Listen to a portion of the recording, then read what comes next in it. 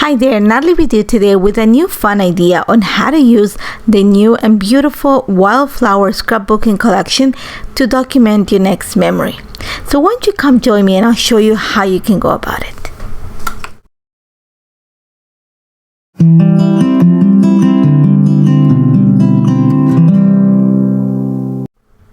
Hi there and welcome to today's video.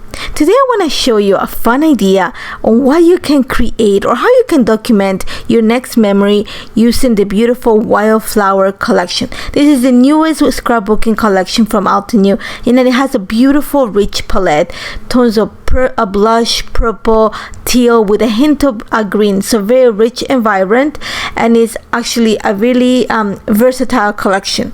The collection comprises of a 12 by 12 inches paper, pattern papers, also a 6 by 6 paper pad, and two sets of ephemera. One has a beautiful floral and the second one has florals combined with small little pieces that you can add to your pages or any paper crafting project to help you create embellishment clusters. So let me just show you my idea, and my idea today is to actually build a frame for my layout, and I want to create my frame using the Floral in and out border die, and this die actually creates a very detailed edge and leaves the inside of the paper just with the die cut, so you just have this beautiful edge. So I'm gonna cheat my frame because I don't have a die cutting machine that creates a 12 by 12, but I'm able to play around with paper to give the illusion of a frame on the paper. So I'm starting with this paper. This paper here is not from the collection. This paper is from the previous collection, that is Enjoy Your Ride, and it has a blush tone that matches the one in the Wildflower paper collection. So what I'm gonna do, this one here measures around 8 inches, so I am using the die. I'm gonna make sure that I place it at the edge of the paper. I'm gonna start it from the top of the paper. I'm gonna cut it one time, then as soon as I have it, because I want to create a continuous die cut, I'm gonna line up my die so that the little line that holds the paper in place, like the edge that's cut from the one that is just leaving the inside of the border, I'm gonna line it straight, and then I'm gonna continue cutting. So slowly I'm gonna create a repetition of die cuts of the little floral that it creates throughout the entire edge. So like I said, I don't have a 12 by 12, but I'm gonna cheat the illusion. I'm gonna create the illusion of the frame cheating that way. And I chose this paper because it actually matches the tones on the papers in the Wildflower collection. So you're gonna see right now I've cut it 2 times, and you're gonna have that straight edge that is longer than what the die is designed for. The die is designed for an 8-2 card, but I have a 12 by 12 a 12-inch edge that I have to cut. So this is an 8-inch edge, and then I'm gonna go ahead and actually take one of the papers from the Wildflower collection. I'm gonna pick the one that has all the circles of different colors, just because it has all those rich warm tones that the collection has, blushes and pinks, little shades of purple. So I want to use those to create this border. Again, I'm gonna repeat the same procedure, and then I'm gonna have these 2 long edges that are gonna go on the right and left of my layout. You're gonna see right now I already cut them outside of the camera, following the same procedure. Like I said, cut one time, line up the die, continuously repeating the die cutting until I have that strip of embellishment or that edge border. So slowly I'm gonna put the papers that I cut from the Wildflower collection, those strips, on the right and left of my layout, and then I'm gonna make up the frame with the small pieces that I cut of the blush paper from the Enjoy the Ride collection. And you're gonna see how slowly I make sure that the little pieces fit right at the edge of the longer strip. So it took a little bit of kind of dividing, just playing with the paper outside of the camera, just so that I had the right measurements. So because I have the blush tone, I'm able to hide the look of the frame. If I would have chosen the same paper, just because I'm not matching the size of the paper, you would have seen the difference. In this way, it kind of creates a soft illusion that is a completed frame without showing that I've actually pieced it together from four different paper strips. So just keep that in mind. So before I actually start building my layout, I'm gonna add a little bit of color on the background because I want to make sure that the pictures stand out. And I'm not gonna do something very severe. I'm gonna get something really soft and subtle, and the colors that I'm gonna choose are the ones in the Seashore collection, because that teal tone, it actually is part of the palette in the Wildflower collection. So I'm gonna bring my ink blending tool, and I'm gonna start with Mountain Mist ink. So you're gonna see that I'm just gonna dab my ink blending tool on my mini cube, and then I'm gonna go on a circular motion. I'm gonna add color to the top left corner of my cardstock and also at the bottom right corner of my cardstock. So I'm gonna start with Mountain Mist. Like I said, I just dab the ink onto my ink blending tool. I just blot the edge of the tool on a piece of paper just to get rid of that excess that sometimes is deposited on the tips of the bristles, so that when I put it on my paper, I don't create the harsh line that I can hide. And then I'm going to go on a circular motion on top of my cardstock. I'm using heavy cardstock. This is a 110-pound cardstock, so it's going to hold the ink nicely.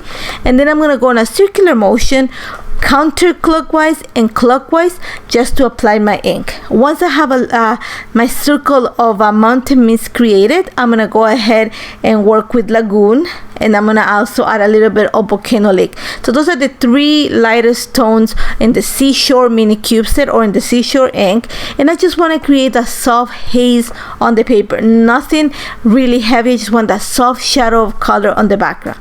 Now, because my frame actually has some roses with leaves kind of coming off of the edge, I'm going to continue that leaf look. For that, I am using the Leaf Bed Stencil, and you're gonna see that I'm bringing Forest Glaze Mixed Media ink, and I want to use the soft ink just to create an impression of the leaves on my paper on top of where I had that teal ink application. So you're gonna see that I'm gonna put my stencil in place. I'm gonna hold it, make sure that it doesn't move that much. It's a really delicate stencil with a little pieces of post-it note tape. Just is really soft, so it's not gonna take away my background. And then I'm gonna go again, take my mini ink blending brush, the small one. I'm gonna pretty much dab it on top of my mixed media ink, and then I'm gonna go on a circular motion on top of the stencil, just being careful that I want to create the design that is just around the leaves, so that I don't want to create fill the entire stencil. I just want to be very specific or just a few little leaves. I want to create kind of a shadow effect on the background. So you're gonna see that once I had my ink on, like creating the impression, I'm actually gonna come in again with the large ink blending tool with a little bit of Volcano Lake and just go on top of it. That's just gonna soften the look of the impression and actually mix the two colors. So I'm gonna continue working that as long as I have enough that's gonna peak. I don't want it to be like the focus. I just want to create a soft shadow, that soft impression that peaks. I just want little pieces of it to come from behind the pictures. So like I said before, I'm gonna add a little bit on the top left corner of my layout, just a little bit on the right bottom corner of my layout. So think of a diagonal design, and that's why I'm bringing the pictures, just to make sure that the ink that I'm applying is gonna show without covering the entire paper. I don't want to cover the entire paper, as it is already the frame has a lot of details, so I don't want to add much, because then it's just gonna lose all the details on the page. So once I am done with that, just to make sure that I bring some more of that teal, I'm actually gonna bring, this is a Lagoon metallic ink spray, and I'm just gonna add a few drops onto the paper just to bring more of the teal and give it the kind of the distressed look on the background. And then just gonna set it aside to dry a little bit, and then I'm gonna start building my frame. And simply, I don't want to add dimension to this. I'm just gonna go ahead and glue it onto my paper. I'm gonna start with the longer strips, that edge strip just on the right and the left. So I'm just gonna add adhesive tape behind the area that is gonna lay flat on my paper. So think about the edges of the paper. So, and that's gonna cover my the corners or my cardstock. So once I have that in place, I'm gonna repeat the same with the smaller pieces. Like I said, these are around, I think it's between 8.5 and 9 inches long, and they just fit right at the edge. You're gonna see that a little bit of kind of show one of the flowers is gonna go on top of the other one, on the bottom edges, like when you have the long strips at the bottom when it meets the short strip. A few of the flowers are gonna go on top of each other.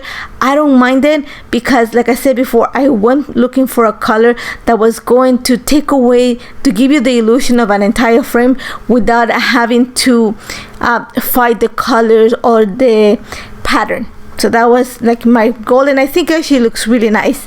What I did for the pictures, I just backed them with a piece of vellum. I just want to create a soft separation between the background and the picture. I added a little bit of foam adhesive behind the picture that is on the top left corner, and then I added a piece of the instant dimension foam adhesive from Altenew to the other one, just so that it actually pops a little bit more from the page, so you have that dimension. Now, to create my title, I'm actually going to use a piece of gradient cardstock. I am going to use rose quartz from the Rose Petal collection, and I'm going to use the simple strip sentiment die set. I'm gonna use the phrase that says "here for you" to create part of my title. So the first thing I'm gonna do is I'm gonna add a piece of the double-sided adhesive sheets from Altenew to the back of the gradient cardstock so that I can easily die cut, peel, and stick. So I'm creating my own stickers, and then I'm gonna use the strip the die. It's a sentiment strip actually, to cut it 3 times. I'm gonna take all the letters from 2 of them, and then I'm just gonna glue them on top of each other. I'm gonna stack them so that you have the shadow effect on the strip. Now I am gonna combine that shadow strip that reads "here for you" with alphas from the the alphas are from Live Your Dream. That was the collection that came last year, but I love the alpha. I love the fact that it has that kind of scripty look and it's black, so I'm gonna pick up from the black that I have on the pictures, and then I'm gonna add that little sentiment, that strip sentiment right underneath. So my title is gonna read "Always Here for You." And then you're gonna see that I'm gonna bring the same idea of the sentiment onto my picture. So I'm pulling this little banner, this phrase banner from the Itty Bitties Ephemera piece from the Wildflower collection, and I'm gonna put it right on the center of the 2 pictures. I'm gonna hold it in place with a little bit with a wood veneer from the Sweethearts adhesive wood veneers from Altenew, and then I'm gonna repeat that element in the title by adding 2 of them right by the word "always." The butterfly that you see right now is from the Live Your Dream collection. I just love the colors. It has the colors that I'm working for. And just to finish my layout, I'm actually gonna bring enamel dots. I want to have those little pops of color, so I'm bringing enamel dots from the Shades of Purple collection, Cherry Blossoms, Red Cosmos, and then just ones that have white with glitter from my stash, just because I want to bring some of that shine. And then what you don't see in the camera is that I'm gonna add my lines to journal right underneath the pictures. There's a perfect space there, and then I'm just gonna bring a little flag with a heart that is in the Itty Bitties Ephemera pack from the collection, just to the top right corner of the second picture. I think gives a perfect place for it, and I love how this turned out. As always, if you have any questions, do not hesitate to contact me. Remember to check the blog for more details on how this came together, and thank you so much for joining me. Take care, guys. Hello crafters, Jen here. For more tips, techniques, tutorials, and to discover which paper crafting products are right for you, subscribe to Altenew's YouTube channel. Make sure to hit the notification bell so you don't miss any videos. Thanks for watching.